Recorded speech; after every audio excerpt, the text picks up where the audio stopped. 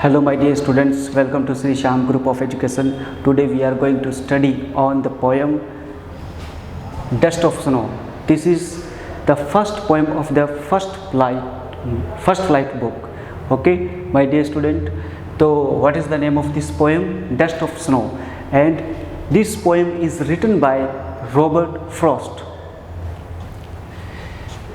So first of all we will discuss about the word meanings.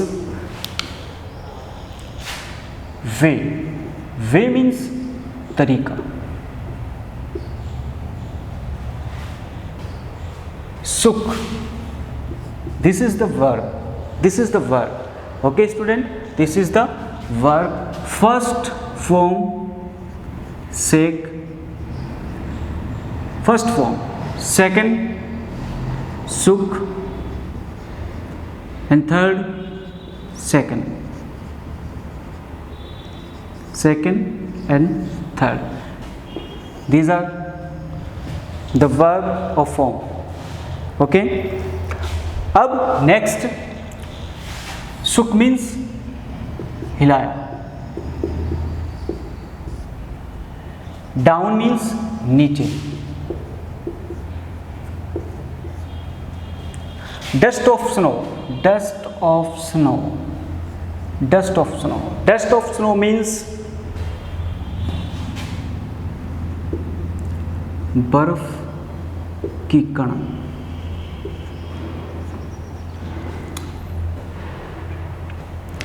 Hemlock tree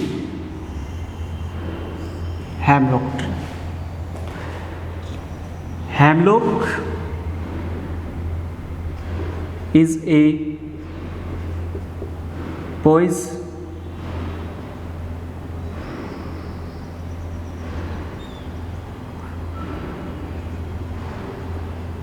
poisonous plant or tree with small white flowers. Hemlock tree क्या होता है student? Hemlock tree is a poisonous plant or tree with small white flowers. इसके छोटे छोटे फूल होते हैं. और ये कैसा ट्री होता है? ये एक ऐसा ट्री होता है स्टूडेंट जो कि पॉइजनस होता है, जहरीला होता है. ओके, और इसका यूज नहीं किया जाता, इसका बिल्कुल भी यूज नहीं किया जाता. इस ट्री का, इसके जो सीड्स होते हैं वो भी, उनका भी बिल्कुल यूज नहीं किया जाता है, वो भी यूजलेस होते हैं. और नेक्स्ट, इस ट्री के जो फूल होते हैं, जो फ्लावर्स होते हैं, उनका भी यूज नहीं किया जाता है. तो ये प्रॉपर तरीके से एक प्रकार से ये जो ट्री है वो शेड वाली फीलिंग देता है. ओके, ग्लूमी या डार्कनेस वाली फीलिंग दे रहा है यहाँ पर, क्योंकि जो कवि है, the poet can not use of this tree. Okay, in this poem. Next, has given my heart a change of mood. Mood means होती है मनोदशा,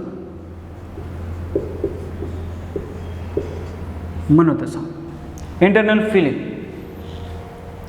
And save some part of a day I had rued means regret.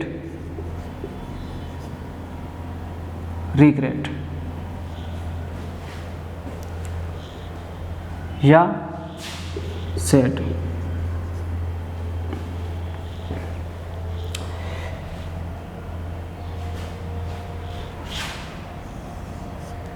Four lines, first, second, third, fourth.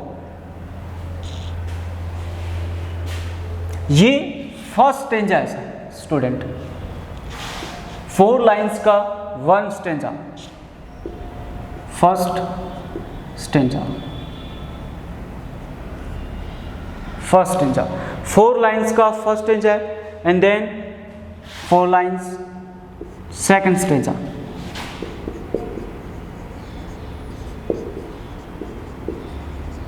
Second stanza.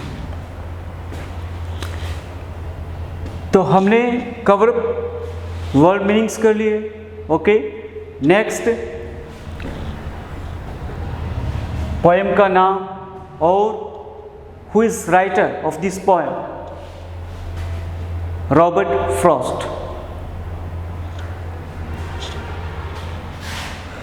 तो first of all student, इसे repeat करते हैं, इस poem को, sorry, इसको रीड करते हैं, इस पोएम को। The way A crow shook down on me the dust of snow from a hemlock has given my heart a change of my mood and saved some part of a day I had rued. The poet want to say in this poem कि the way a crow shook down on me the dust of snow। अब इस poem में student, इसमें न तो कोई punctuation marks का use किया है, न ही फुल स्टॉप का यूज़ हुआ है। ओके, और यहाँ पर एंड में हुआ है, और बीच में न तो कोई पंक्चुएशन मार्क्स का यूज़ हुआ है, न ही इसमें फुल स्टॉप का यूज़ हुआ है। Okay, the way A crow shook down on me the dust of snow from a hemlock tree। In this poem the poet want to say कि जिस तरीके से क्रो ने डस्ट ऑफ स्नो को मेरे ऊपर गिराया, उसे हिलाकर, कि एक ट्री जो हेमलॉक ट्री है उसके ऊपर, उसकी ब्रांच पर, उसकी शाखा पर, उसकी टहनी पर एक क्रो बैठा हुआ था। और उस टाइम पर क्या होता है कि जो क्रो होता है वो मूवमेंट करता है, हलचल करता है सडनली, और फिर अचानक से क्या होता है कि जो राइटर होता है, जो पोइट है, उसके ऊपर डस्ट ऑफ स्नो गिर जाती है। ओके, जो बर्फ़ के जो कण होते हैं वो उसके ऊपर गिर जाते हैं, और सडनली अचानक से उसे अच्छा फील होता है। He feels better that time. Okay, वह अच्छा महसूस करता है उस टाइम पर। फिर उसके बाद क्या होता है next, has given my heart a change of mood and save some part of a day I had rued. और कि जब क्रो ने मूवमेंट की और जो ट्री था, हेमलॉक ट्री था, उसकी जो ब्रांच थी, उसका जो टहनी था वो हिला, और हिलते ही जो पोइट था, जो कवि था, उसके ऊपर बर्फ़ की कणें गिरी।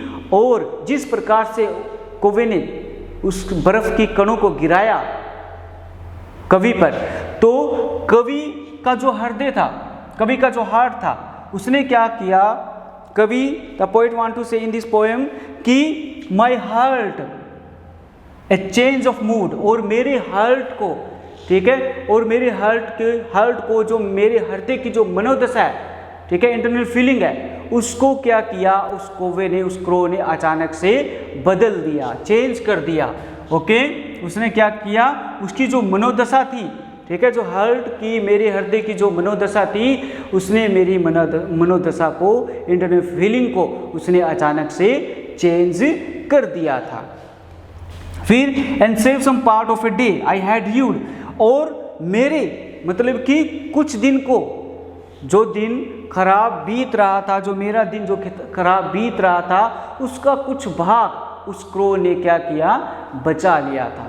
ओके, खराब होने से पूरा दिन खराब होने से, ठीक है, और उस कौवे ने क्या किया, उस पूरे दिन के कुछ भाग को उसने बचा दिया था। ओके, और वो अचानक से हैप्पीनेस फील करने लगा था, ठीक है, हैप्पीनेस वाली फीलिंग जागृत हो गई थी उसके अंदर।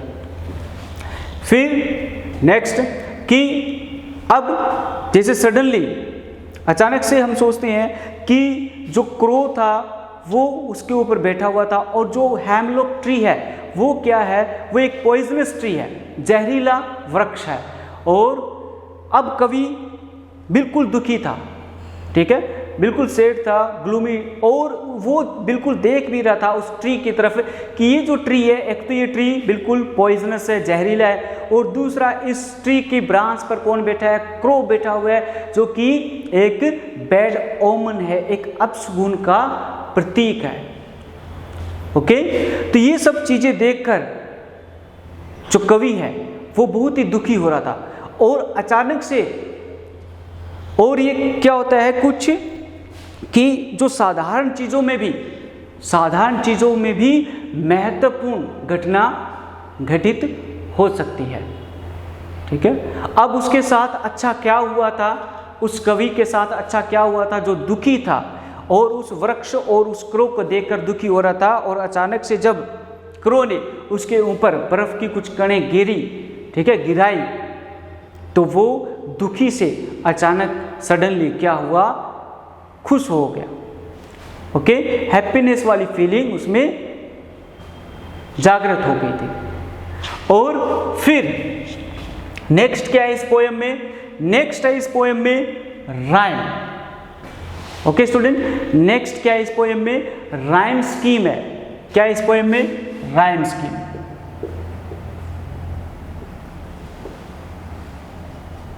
Rhyme scheme. नेक्स्ट इस पोएम में क्या है स्टूडेंट, नेक्स्ट इस पोएम में क्या है स्टूडेंट, नेक्स्ट इस पोएम में है rhyme scheme. The pattern in which the last words in lines of the poetry rhyme. Okay, कि या तो पोएम, कविता या फिर गीत के अंत में क्या होता है कि एक सिमिलरली जो वर्ड्स मिलते हैं, दिखाई देते हैं, ओके, मिलते जुलते शब्द दिखाई देते हैं, वर्ड्स दिखाई देते हैं हमें। और कैसे कि जैसे यहाँ पर फर्स्ट, जो ये फर्स्ट स्टेंजा की फर्स्ट लाइन में क्या है, क्रो। ओके, सेकंड में, थर्ड लाइन में क्या है, snow, crow and snow, crow and snow. Okay, और मी और ट्री, हार्ट और पार्ट, मूड और rued, these are the some words. Okay, और ये क्या है, ये राइम स्कीम है। Is that clear student? फिर नेक्स्ट इसमें alliteration.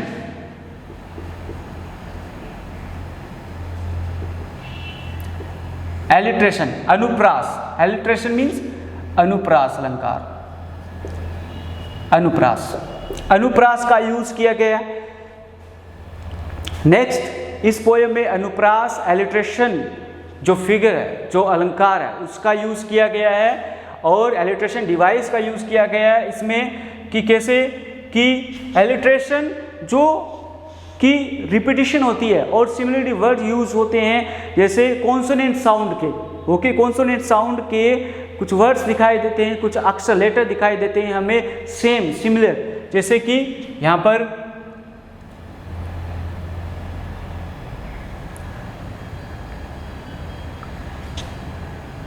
H,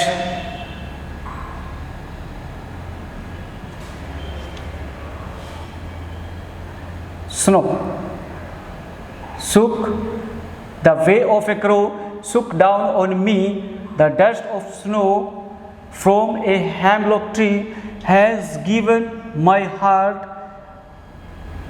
a change of mood and save some part।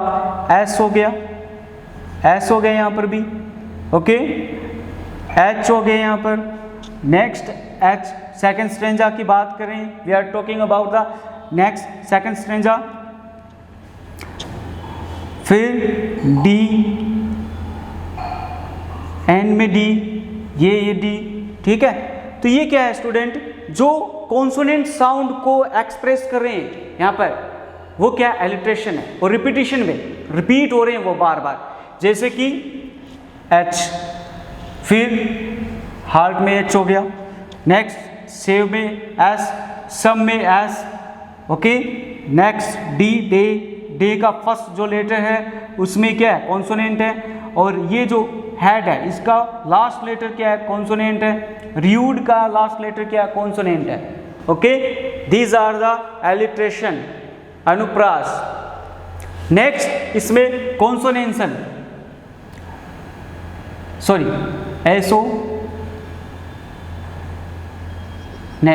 Assonance.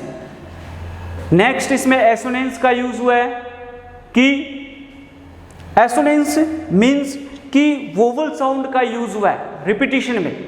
Okay, repeat हुए, वोवल साउंड रिपीट हुए हैं student. Okay, repetition same, repetition of the same vowel sound a line of this poem. Okay, of lines, in lines, sorry, in line. अब यहां पर जैसे कि ओ, ठीक है, और स्नो, इसमें भी ओ, इसमें भी ओ है, और यहां पर भी ओ का यूज हुआ है, यहां पर भी ओ, यहां पर भी ओ, ठीक है, ये ए, यहां पर भी ए।